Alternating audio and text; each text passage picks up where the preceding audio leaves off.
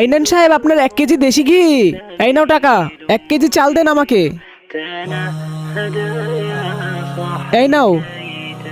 এই ছেলের থেকে আমি 1 বছর ধরে ঘি নিতেছি, আমাকে কি ঠকিয়ে দেয় নাকি? আজকে আমি মেপে দেখবো। 900 গ্রাম। ও আমাকে তাহলে প্রতি 1 কেজিতে 100 গ্রাম করে কম দেয়। কালকে আসুক, ওরা আমি ধরতেছি তারপরের দিন। এই নেন সাহেব আপনার দেশি ঘি। এই চোর, তোরা আজকে ধরেছি। 1 বছর ধরে তুই আমাকে ধোকা দিতেছ। আমাকে 1 কেজিতে তুই 100 গ্রাম কম দিস, তোকে আজকে মেরে ফেলবো।